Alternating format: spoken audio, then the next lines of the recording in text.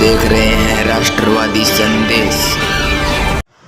नमस्कार, आदाब, सत श्री अकाल। मैं लाल मोहम्मदन, स्वतंत्र पत्रकार, और आज हम हैं बहादुरा के गांधी पार्क, जहां प्रेस क्लब है।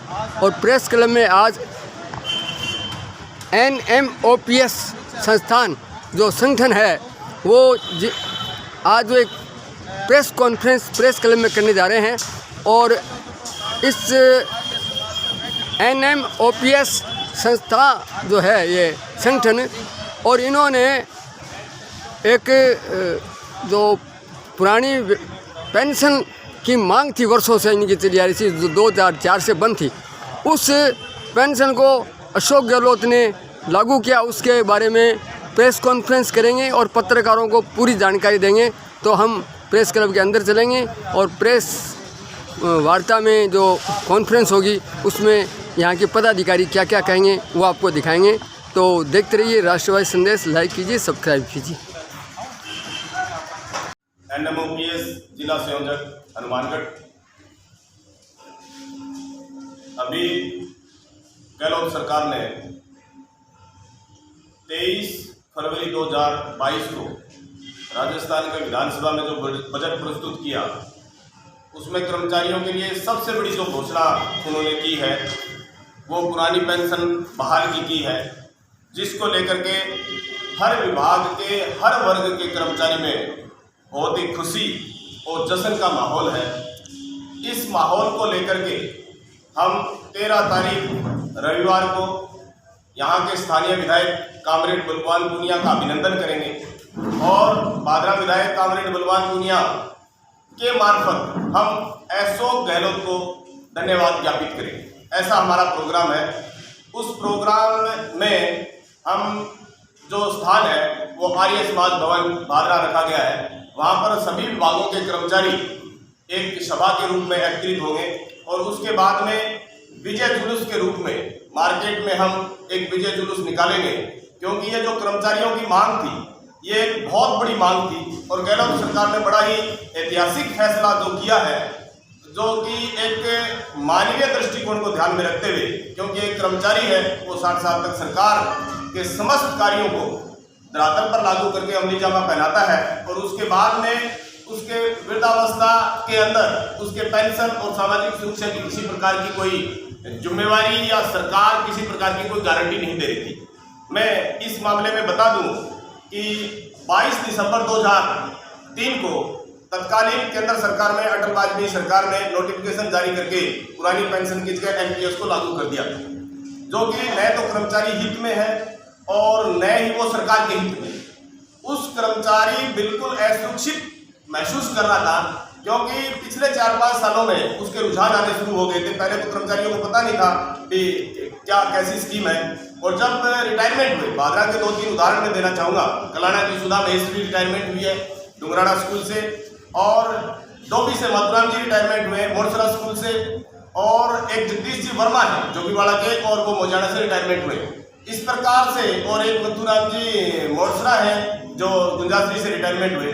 इन सभी साथियों की जो पेंशन है वो NPS के तहत 735 से रुपए से लेकर के 1500 रुपए के आसपास बढ़ी है, जिससे कि बुढ़ापे में गुजारा संभव नहीं है।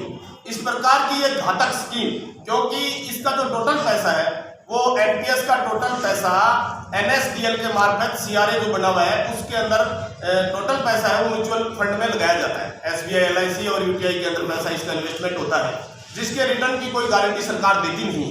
यदि शेयर मार्केट गोता खाए, अभी यूक्रेन और रशिया का संकट चल रहा है, उसमें जो सेंसेक्स था 60,000 को क्रॉस किया हुआ सेंसेक्स 52,000 पे आ गया है, तो प्रभावित होता है कर्मचारी। जो रिटायरमेंट इस दौरान कर्मचारी रिटायरमेंट होगा उसको एक बहुत बड़ा नुकसान होगा। तो इस प्रकार की सरकार कोई गारंटी देती तो उसमें संभव होता। एक जो कर्मचारी साथी थे जो अल्पावधि में रिटायरमेंट हो रहे हैं, बड़ी उम्र में जाकर के जो रिटायरमेंट नौकरी लगे और वो जो रिटायरमेंट जैसे कोई 10 साल में हो गया, 15 साल में हो गया, तो उनको नए के बराबर पेंशन इसमें मिलती है।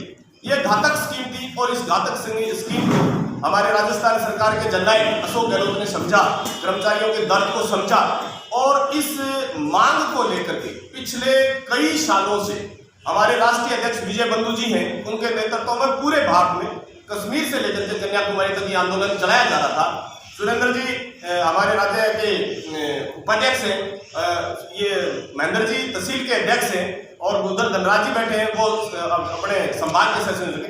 इस प्रकार ये पूरी जो टीम है, ये पूरी टीम हम अप्रैल और नवंबर में हमने रामलीला मैदान दिल्ली के अंदर बहुत बड़ा जलसा किया। उसके बाद में केजरीवाल सरकार ने इसे विधानसभा में लागू भी कर दिया, विधेयक पारित करके, लेकिन दिल्ली के अंदर वो पूर्ण राज्य का उसमें दर्जा नहीं है। एलजी की परमिशन के बगैर, उसके सिग्नेचर के बगैर कोई कानून बनता नहीं, तो वहाँ लागू नहीं हो पाई। और उसके बाद में हमने जयपुर के अंदर भी बड़ा प्रदर्शन किया। भादरा के साथियों ने, एनएमपीएस के साथियों का मैं बड़ा ही धन्यवाद ज्ञापित करना चाहूँगा इस मौके पे कि उन्होंने बढ़ चढ़ कर भाग लिया। बसें भर के जयपुर भी गए, दिल्ली भी गए, और जो भी हमारी राष्ट्रीय कॉल जो आई, जैसे कैंडल मार्च का प्रोग्राम है, और सीआरपीएफ के जवान जो वहाँ पे कश्मीर में शहीद हुए उनके पेंशन की से रिलेटेड मुद्दा है, और काली पट्टी बांध करके भी हमने प्रदर्शन किया और एसडीएम को ज्ञापन दिया। हमारी सुनो श्रीमान ऐसे हमने जब एमएलए एमपीज को ज्ञापन दिया और एमपीज के घरों का हमने घेराव किया। इस प्रकार ये लंबे समय से चली आ रही मांग थी, जो गहलोत सरकार ने सुनी समझी और उन्होंने मानवीय आधार के ऊपर इसे लागू किया। गहलोत सरकार के बड़े ही तार्किक इनमें तर्क थे। उन्होंने कहा कि जिसको ह्यूमन राइट्स ने रिजेक्ट कर दिया, जिसने डिफेंस ने रिजेक्ट कर दिया, डिफेंस में जिसे लागू नहीं किया एनपीएस को, और कोर्ट ने जिसे एनपीएस को मंजूर नहीं किया, और पॉलिटिशियन है जितने भी एमएलए एमपीज जितने हैं उन्होंने एनपीएस को स्वीकार नहीं किया, तो कर्मचारी के साथ क्यों? और फिर ओपीएस और एनपीएस, ये दो प्रकार की नीतियां सी बन गई थी कि जो पुराने 2004 से पहले, जनवरी 2004 से पहले नियुक्त हैं वो तो पुरानी पेंशन में रहेंगे और बाद वाले सारे एनपीएस से आच्छादित रहेंगे। इस प्रकार की ये एक देश एक विधान का कानून है, लेकिन ये दो विधान चलने वाले नहीं थे। गहलोत ने इसे एक झटके से लागू किया। हम गहलोत सरकार का तहे दिल से शुक्रिया अदा करना चाहेंगे, और इसी बात को लेकर के 13 मार्च रविवार को यहाँ स्थानीय आर्य समाज भवन के अंदर सभी भादरा तहसील और आसपास की तहसीलों के कर्मचारी यहाँ पर एकत्रित होकर के और मुख्यमंत्री अशोक गहलोत का जो धन्यवाद ज्ञापन मार्फत एमएलए भादरा किया जाएगा। बहुत बहुत धन्यवाद। अच्छा सर, ये नई जो योजना है पेंशन स्कीम है वो पुरानी है, उसमें पुरानी में क्या ऐसी खास सुविधाएं हैं? सर, जो पुरानी पेंशन है उसको मैं बता दूं कि जब आदमी रिटायर, कर्मचारी, एक कर्मचारी हो चाहे अधिकारी हो, वो जब रिटायरमेंट होता है तो उसका एक फार्मूला है 33/66 मल्टीप्लाई बेसिक।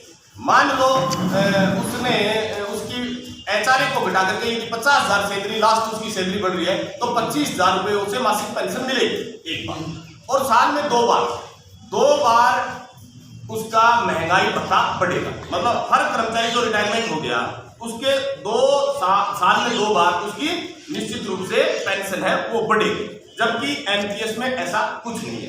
इसमें हमारा 10% राशि, आज एनपीएस के अंदर 10% राशि हमें कम मिलती है, जबकि उसमें पूरी की पूरी तनख्वाह मिलती है। जीपीएफ में चाहे हम उतना कटवा सकते हैं, लेकिन पूरा का पूरा पैसा मिलता है। इसमें सरकार का 10%, अभी केंद्र ने तो 14 कर दिया, लेकिन सरकार राजस्थान अभी 10% की कंट्रीब्यूशन अपना कर रही है और 10% कर्मचारी का कंट्रीब्यूशन है। ये एक प्रकार से म्यूचुअल फंड पर आधारित है, इसके अंदर कोई सुरक्षा है।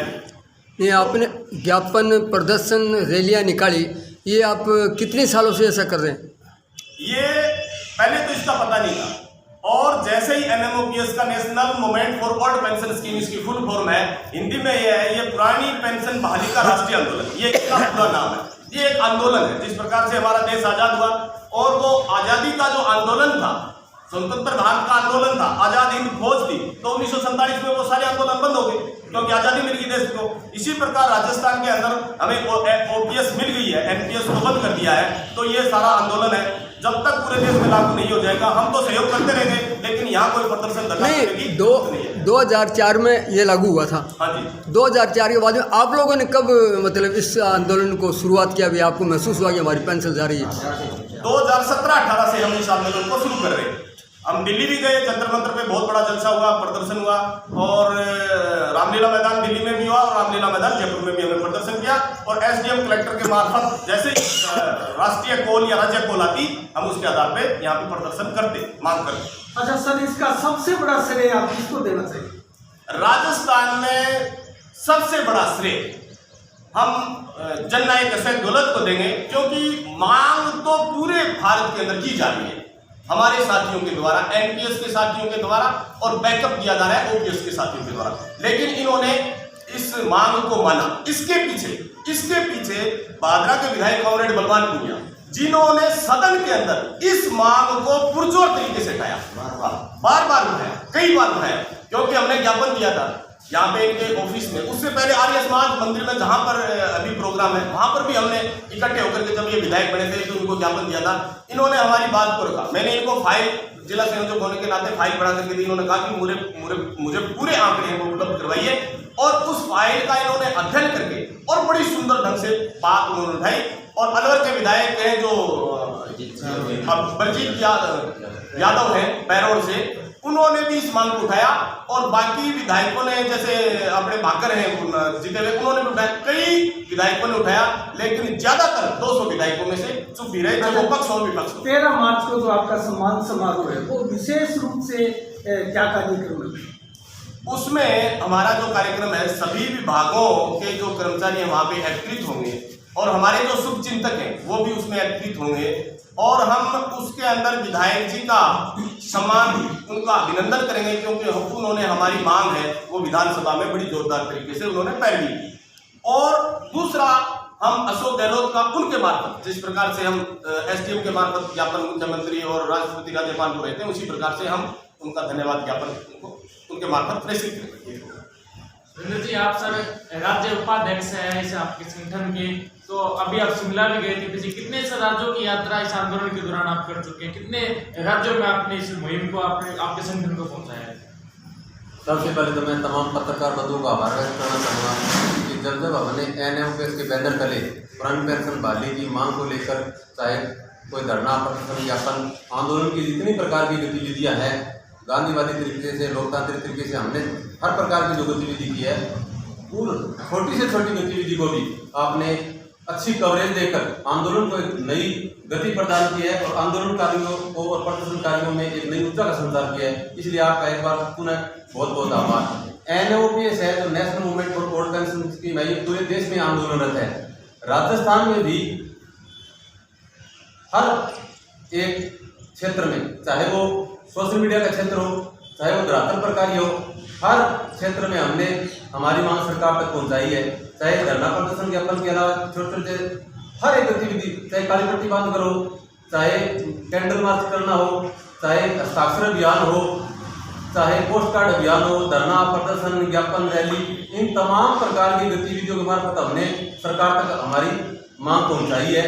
परंतु जिस प्रकार से हमने जो मांग वहां तक पहुंचाई है, सरकार के और जनता के बीच में, और सरकार के कर्मचारी के बीच में, सरकार के आंदोलनकारियों के बीच में सबसे जो महत्वपूर्ण कड़ी होती है संवाद की, वो होता है स्थानीय विधायक। विधायक ने, हमारे माननीय विधायक श्री बलवान जी पूनिया ने विधानसभा में जिस हिसाब से तथ्यों के साथ टू द पॉइंट बुलंद आवाज में जो बार बार आवाज उठाई है, इसे हम सहयोग कहें या कुछ भी कह सकते हैं। उधर से आवाज उठती है, उधर से पेंशन बहाली की घोषणा हो रही है। तो ये जो बातें हैं, ये निश्चित रूप से इन बातों को हम ध्यान में रखते हुए विधायक महोदय का अभिनंदन करेंगे। विधायक जी के मार्फत हम अशोक गहलोत जी का भी आभार व्यक्त करेंगे। हाँ बोलो। जिस प्रकार से आप सभी कर्मचारी साथियों का जबरदस्त आंदोलन भी चला और सभी का एकजुट तरीके से कहाँ धरना प्रदर्शन, आपने मांग जो है वो बुलंद की, आपको नहीं लगता कहीं ना कहीं उस मांग को ही जो है सम्मान मिला है? देखो, मेरे को ये स्वीकारने में कतई ही परहेज नहीं है कि हमारा आंदोलन मजबूत जरूर था, परंतु हमारा आंदोलन इतना मजबूत नहीं था कि हम सरकार की नाक में नकेल डालकर हमने बात कराई। ऐसा नहीं है। मुख्यमंत्री महोदय ने उदार हत्या का परिचय देते हुए, सभी लोगों की भावनाओं को कदर करते हुए, करोड़ों लोगों की भावनाओं को समझते हुए न केवल राजस्थान में पेंशन बहाली की घोषणा की है, बल्कि केंद्र सरकार सहित सभी राज्य सरकारों को ऐसी घोषणा करने के लिए मजबूर कर दिया है, सोचने के लिए मजबूर कर दिया गया है। अभी गुलशन जी ने पूछा था कि आप हमें हरियाणा में, पंजाब में, दिल्ली में, यूपी में, राजस्थान के हर जिलों में जहाँ जहाँ हमें से संभव उसका हम अलग कराने के लिए गए हैं।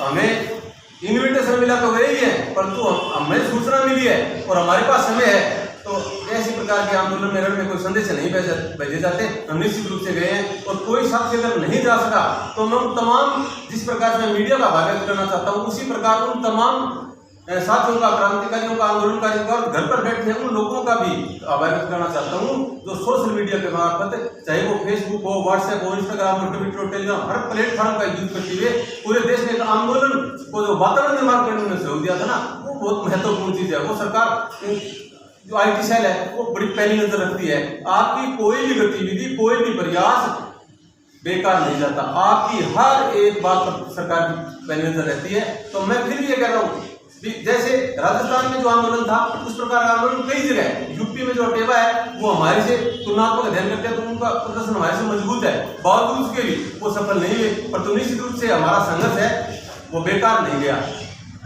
सर अब राजस्थान में तो लागू हो गई है और स्टेट बाकी है, तो क्या आपका आंदोलन जारी रहेगा? बिल्कुल जारी रहेगा। देखो NPS आना वो एक बीमारी है, शरीर में किसी प्रकार में किसी अंग में कोई बीमारी है, कोई कैंसर है, कैंसर से घातक बीमारी है ये, तो या तो उसको हम काट के अलग कर दें या उसका पूर्ण इलाज करें, तभी वो मिट सकती है। अगर एक स्टेट में लागू रहेगी तो हो सकता है किसी के लिए कोई मॉडल बन जाए, रोल मॉडल बन जाए। हम ऐसा बिल्कुल हरगिज नहीं होने देंगे। हम मॉडल उदाहरण लेकर चलते थे, पश्चिम बंगाल का लेकर चलते थे, उसके साथ राजस्थान हो गया है और हम आशा करते हैं कि जिस प्रकार से पंजाब में जो आम आदमी की पार्टी की जो सरकार आई है तो उन्होंने दिल्ली में घोषणा की थी, अभी अपने साथी हरिकृष्ण जी ने बताया था कि वो पूर्ण राज्य का दर्जा घोषित नहीं होने के कारण दिल्ली में वो लागू नहीं हो सकता।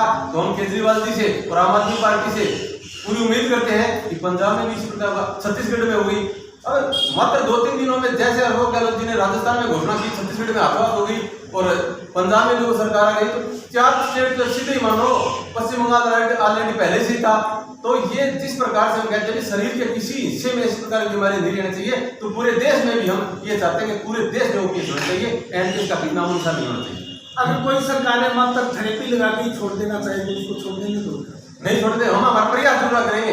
वो माने या ना माने वो सरकार की बात है, परंतु मेरे को इतना पता है कि लोकतंत्र है ना, ये of people for people by people, democracy of people for people by, तो जनता के लिए जनता द्वारा शासन है। जनता जैसा चाहेगी वैसा होगा। अब जनता कितने चाहती है ये जरूरी नहीं है कि OPS का मामला केवल NPS सरकार के नहीं है, सभी का ये मामला है। OPS के अंतर्गत उनका भी है, वो परोक्ष रूप से प्रभावित है। और तमाम प्रकार के जितने भी ये जन आंदोलन था, आप ये बताओ रीढ़ के अंदर बैठे थे 20 लाख अभ्यर्थी बैठे थे, क्या 20 लाख को हम काउंट नहीं करेंगे? जो करोड़ों लोग पड़े पूरे देश के अंदर, ये एक जन आंदोलन है। जन आंदोलन जब पूरी अपना परवान पर चढ़ेगा तो निश्चित रूप से सरकार ये सोचने के लिए मजबूर होगी। सरकार ने जितने भी फैसले लिए हैं वो सोशल मीडिया पर उन्होंने लोगों की नब्ज पकड़ी है। तो हम निश्चित रूप से आजकल सोशल मीडिया जमाना एक क्लिक के साथ पता चल जाता है कि हमारी भावनाएं क्या है, तो हम निश्चित रूप से कामयाब होंगे। समय लग सकता है, हमने पहले भी कहा था कि जब राजस्थान में जमाना हुआ अच्छी बरसात हुई है, उसके लिए घटाई उतरी पश्चिमी राजस्थान से उठी है। और इसी भाद्रा क्रांतिकारी धरा से जब हमने SDM के ज्ञापन दिया था तो हमने कहा था कि ये आंदोलन की चिंगारी जो भाद्रा से उठी है पूरे राजस्थान के मौसम को अंगड़ाई लेने पर मजबूर कर देगा, और ऐसा ही हुआ। परंतु मैं फिर भी कह रहा हूँ कि उस दिन हमने कहा था मजबूर कर देगा, परंतु मैं फिर कहता हूँ कि अशोक गहलोत जी को हमने मजबूर नहीं किया। उन्हें उदार हृदय का परिचय देते हुए, करोड़ों लोगों की भावनाएं कदर करते हुए पुरानी पेंशन लाने की घोषणा की है। परंतु अगर कोई नहीं मानेगा पूरे देश में हम उनको मजबूर करेंगे इस घोषणा करने के लिए। अच्छा सुरेंद्र जी, एक सवाल मैं पूछ रहा हूँ आपसे कि जिस प्रकार से पूरा आपने संगठित होकर इस आंदोलन को चलाया, क्या इसमें किसी प्रकार से कोई राजनीतिक एंगल की एंट्री हुई थी या नहीं? संकीर्ण देखो, आंदोलन में ना कोई भी व्यक्ति हो, कोई भी कर्मचारी हो, प्रत्यक्ष और परोक्ष रूप से किसी भी राजनीतिक विचारधारा से जुड़ा हो सकता है, किसी राजनेता से उसके अच्छे संबंध हो सकते हैं।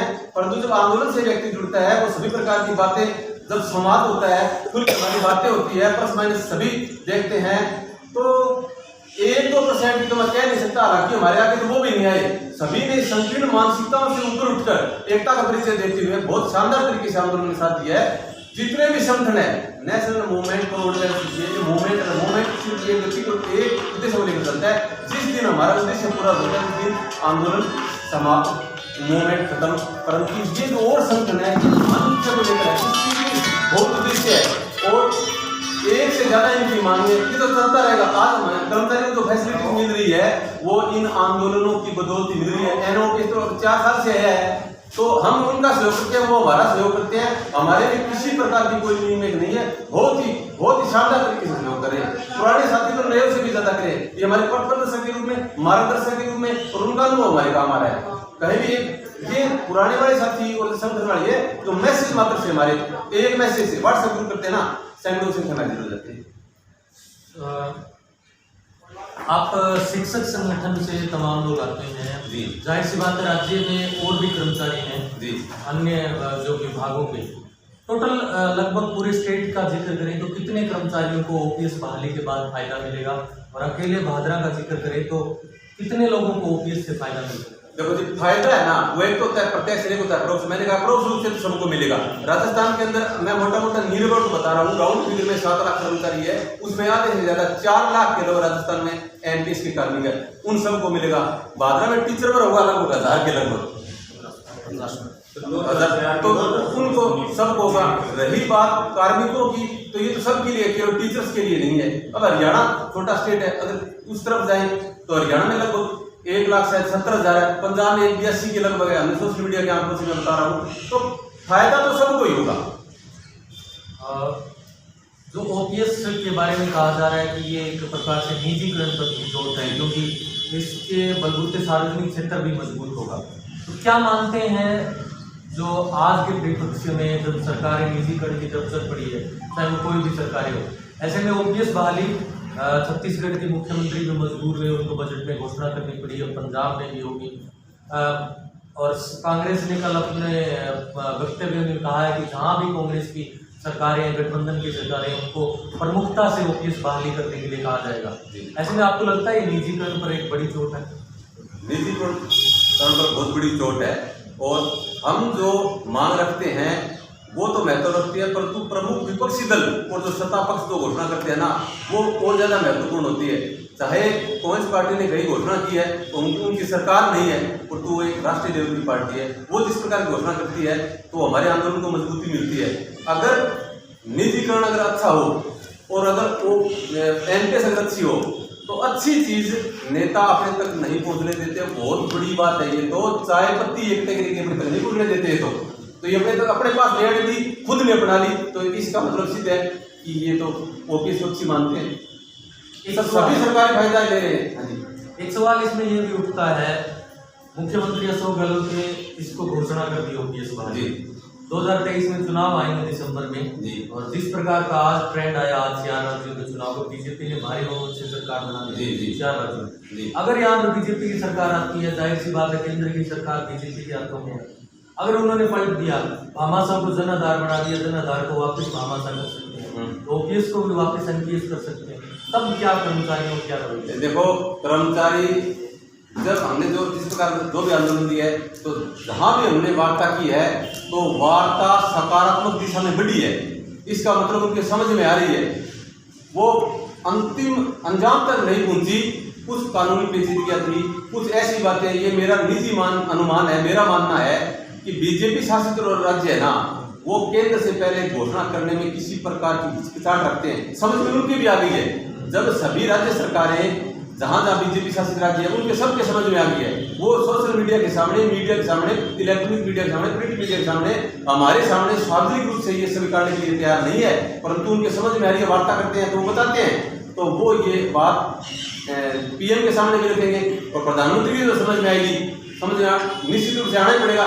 एक ऐसा समय था मनोज जी जब एनपीएस और ओपीएस को लेकर चर्चा कहीं होती भी नहीं थी, और आज हर घर से लेकर संसद तक, संसद के भीतर और बाहर इसकी चर्चा होती है। और जिन्होंने एनपीएस को लागू किया, चाहे वो कौन सी पार्टी का ही नेता हो, कौन सी पार्टी की सरकार हो, वो खुले मंच पर जाकर आम लोगों के बीच में ये कह रहे हैं कि हमारी गलती थी, अगर हम दोबारा आए तो हम ये बहाल करेंगे और उसका फायदा होगा।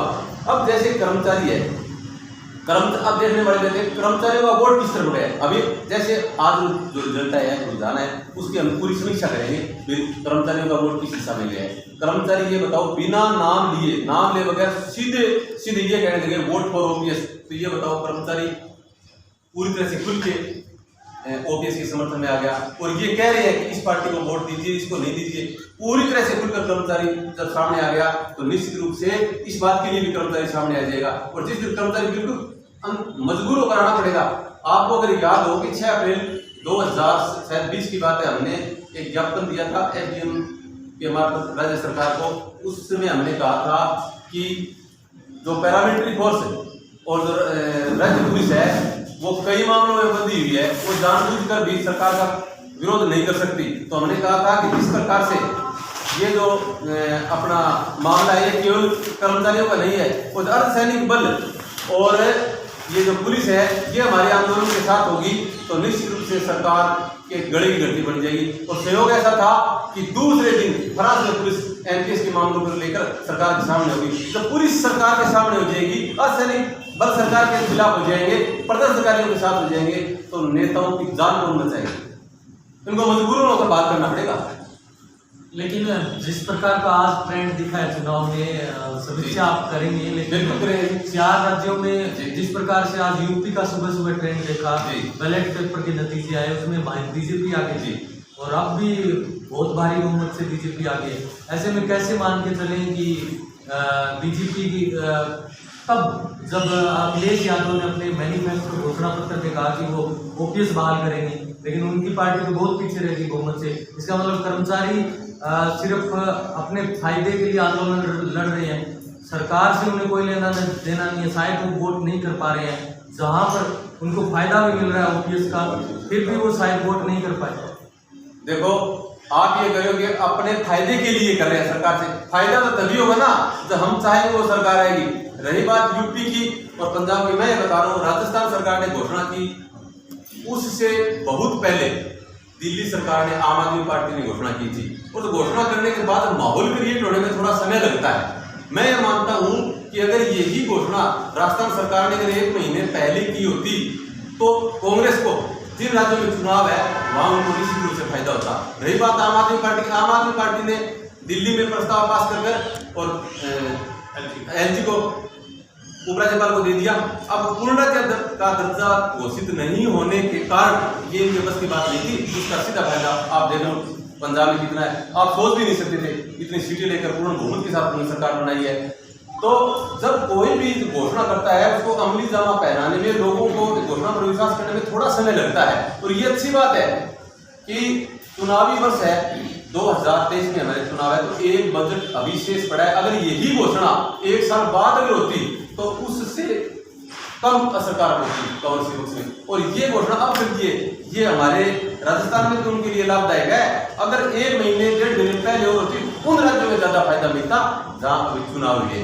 तो निश्चित रूप से जहाँ जहाँ घोषणा की और प्रत्यक्ष रूप से फायदा तो मिलता है। फिर तुलनात्मक है कि बीजेपी ने, कांग्रेस ने भी घोषणा कर दी, आम आदमी ने घोषणा कर दी, तो उसको फायदा कैसे हुआ? उन्होंने पहले घोषणा कर दी। तो आपने 2 विधायकों का नाम लिया, बलजीत यादव और बलवान पुनिया। तो क्या मान के चलें 2023 दिसंबर में कर्मचारी जो भादरा और बहरोड के हैं वो उनके साथ जाएंगे? आप कह रहे हैं कि सबसे ज्यादा आवाज उन्होंने उठाई। बिल्कुल, देखो हम विधायक जी का नागरिक अभिनंदन करेंगे और विधायक जी के मार्फत अशोक गहलोत जी का नागरिक उनको आभार व्यक्त करेंगे। और जब जो जुनून और उल्लास तो कार्मिकों में दिख रहा है, जिस प्रकार से हजारों की संख्या में एकत्रित होकर और गाजे बाजे के साथ हम उसके हर जो आवाज़ उठाई है उसी उत्साह के साथ उनका हौसला भी हम बढ़ाएंगे। तो हम तो ऐसा करते हैं कि हमारी जो मांग उठाएगा हम उसके साथ रहेंगे। आपके इस प्रेस कॉन्फ्रेंस के माध्यम से समस्त कर्मचारियों से निवेदन करना चाहते हैं कि वे 13 तारीख को ज़्यादा से ज़्यादा संख्या में आर्य समाज मंदिर में विधायक जी के स्वागत कार्यक्रम में पहुँचे। और एमएलए साहब ने, इसमें कोई शक नहीं है कि मुख्यमंत्री जी का ब्रेन वॉश करने में बहुत बड़ी भूमिका निभाई। विधानसभा के जितने स्तर हुए हैं कोई भी ऐसा स्तर नहीं है जिसमें भादरा के विधायक ने आवाज़ नहीं उठाई है। और एक बार तो वो एनएम ऑफिस की ऐड लगा के भी वहाँ गए थे और बार बार मजबूती से, इस बार तो राज्यपाल के भाषण में भी कहा है। तो समस्त कर्मचारियों की ओर से हम ये कार्यक्रम रख रहे हैं, तो हमारा ये है कि भी ज़्यादा से ज़्यादा लोग आए इस जश्न में, ताकि मैसेज जाए कि भादरा के कर्मचारी एक हैं और वो जो हमारी बात करेगा हम उसके साथ हैं। इसमें कुछ मैं भादरा के सभी एनएमओ के संगठन की ओर से समस्त पत्रकार बंधुओं का, प्रेस के लोगों का हार्दिक अभिनंदन और स्वागत करता हूं। 2008 में जब इस मूवमेंट का आगाज़ हुआ तो हमारे भादरा के जो प्रेस के बंधु थे, इन्होंने बड़ी मुस्तैदी से इस आंदोलन को सपोर्ट किया। 2018 में जब दिल्ली के रामलीला मैदान में पहली बार इस आंदोलन का आगाज़ हुआ, उसमें पूरे राजस्थान से जो लोग गए थे उसके मुकाबले बहादरा से ज़्यादा लोग गए थे। बहादरा से यहाँ से बसों में भर के सबसे पहले लोग इस मूवमेंट में गए। उसी का परिणाम है कि आज हमारे भादरा के जो साथी हैं वो पूरे स्टेट लेवल पर काम कर रहे हैं। मेरा ये निवेदन है माननीय मुख्यमंत्री महोदय से कि पुरानी पेंशन जो बहाल की है, वह पुरानी पेंशन जो पहले से चली आ रही है उसी रूप में हूबहू लागू की जाए, उसमें किसी भी प्रकार की कोताही न बरती जाए। कर्मचारियों में किसी भी प्रकार का संदेह नहीं है मुख्यमंत्री जी के प्रति। जो 2004 में ये NPS जो एक बीमारी पूरे देश में फैल गई थी, इस बीमारी का इलाज सबसे पहले राजस्थान में हमारे सम्माननीय माननीय मुख्यमंत्री महोदय अशोक जी गहलोत ने किया है। इस बात को पुरजोर तरीके से विधानसभा में उठाने के लिए यहाँ के MLA श्रीमान बलवान जी पूनिया का बहुत बहुत आभार कि जब भी हम उनसे मिले तो उन्होंने कहा कि मैं विधानसभा में इस बात को बड़ी मुस्तैदी से बड़े ज़ोर से उठाऊंगा, और उठाया और इस बात को मनवाने में अपनी महत्वपूर्ण भूमिका निभाई। अब पूरे राजस्थान के अंदर मैं खुद जयपुर गया हूँ मुख्यमंत्री जी का आभार व्यक्त करने के लिए। पूरे राजस्थान में जश्न का माहौल है और पूरे कर्मचारी इस समय बड़े उत्साहित हैं और मुख्यमंत्री जी का आभार व्यक्त कर रहे हैं। इसी को मद्देनज़र रखते हुए हमने 13 मार्च 2022 को आर्य समाज भवन में माननीय विधायक महोदय का अभिनंदन और मुख्यमंत्री जी का सम्मान कार्यक्रम इनके मार्फत रखा गया है। सभी का प्रेस के बंधुओं का धन्यवाद।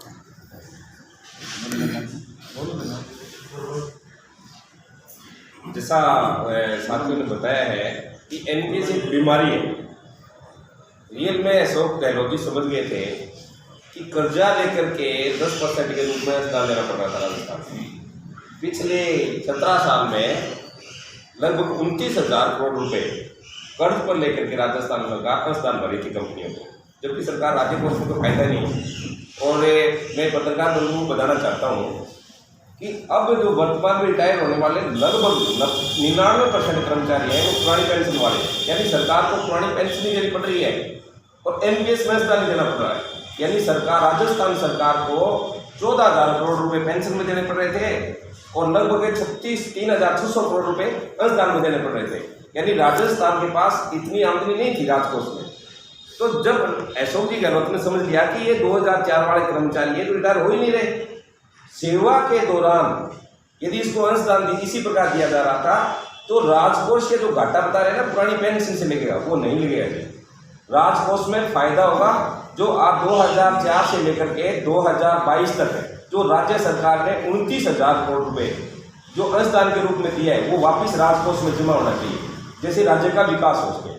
दूसरी बात, प्रत्येक महीने जो बजट का भार पड़ रहा था राजस्थान सरकार पर लगभग 300 करोड़ रुपए का, वो सरकार को उसकी व्यवस्था नहीं करनी पड़ेगी, वो पैसा विकास में लगा सकती है। सीधी सी बात यह है कि विपक्ष को भी ये बात समझ में आ चुकी थी कि 2032 तक तो रिटायरमेंट होने ही नहीं वाले।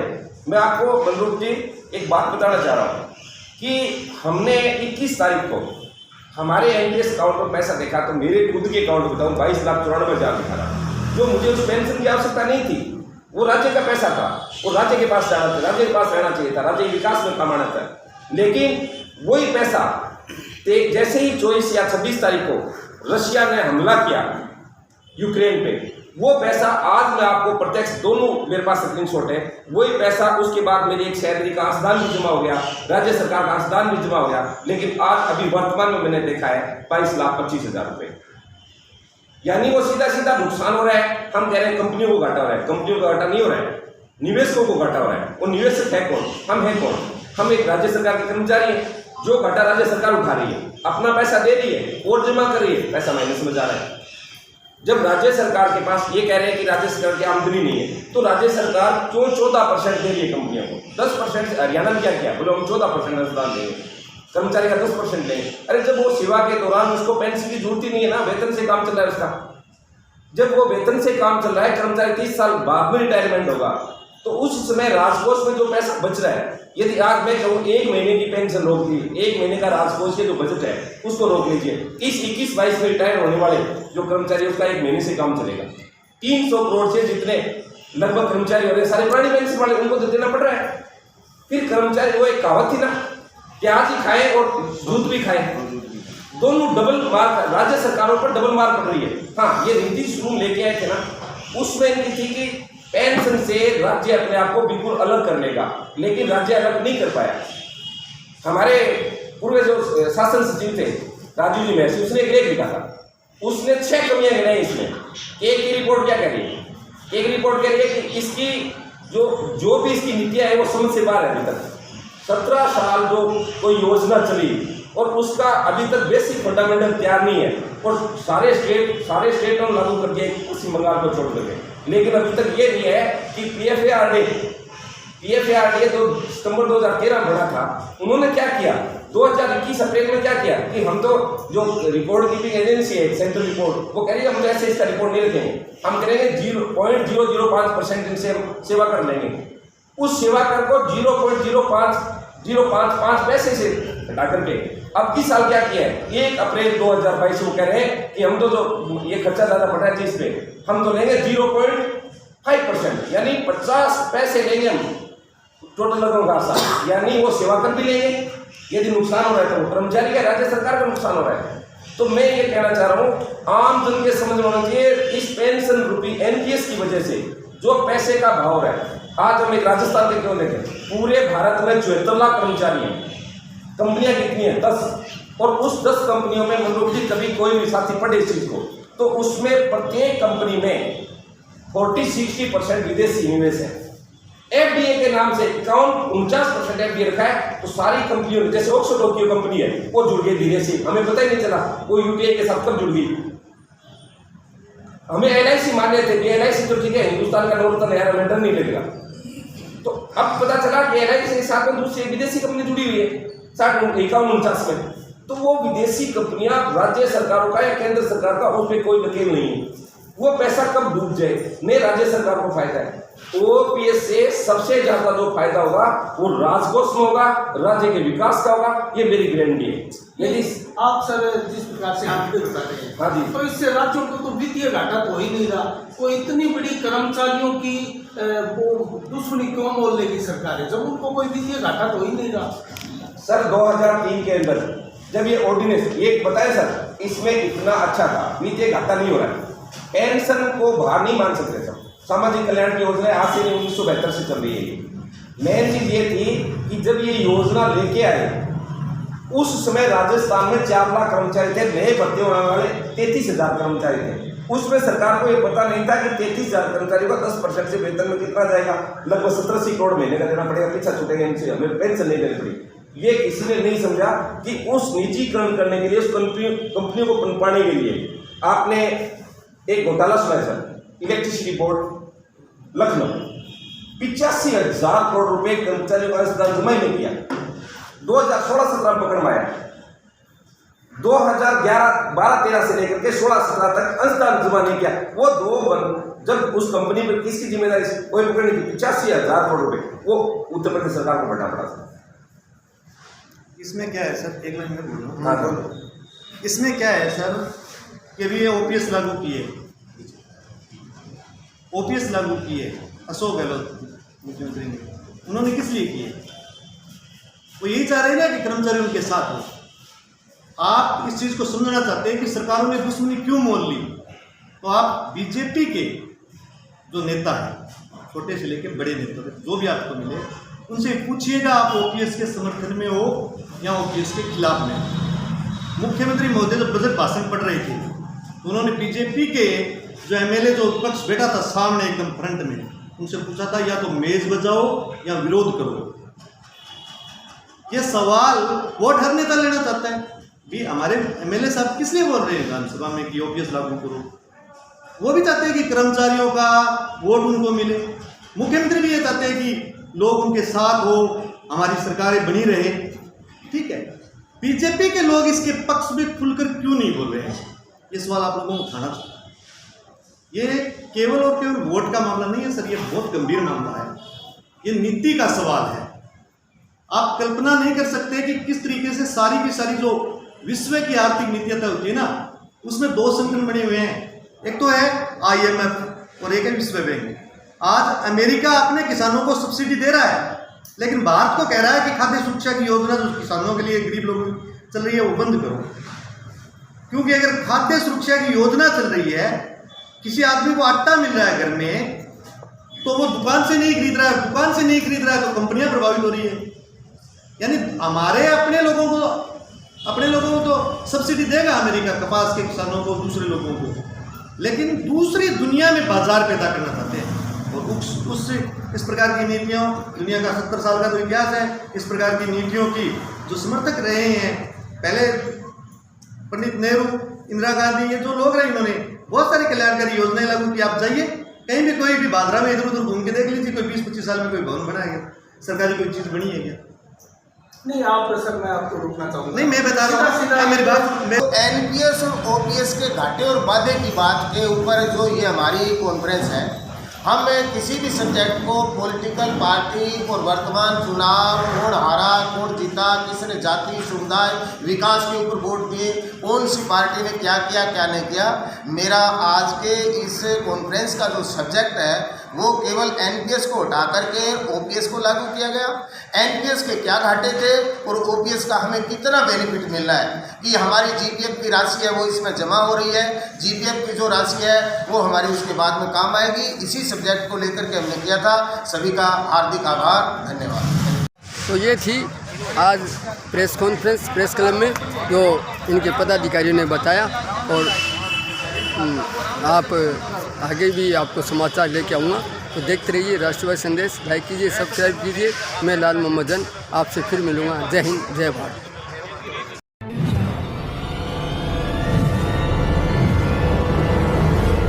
हमारा वीडियो आपको अच्छा लगे तो सब्सक्राइब करें, बेल आइकन दबाएं और लाइक करें।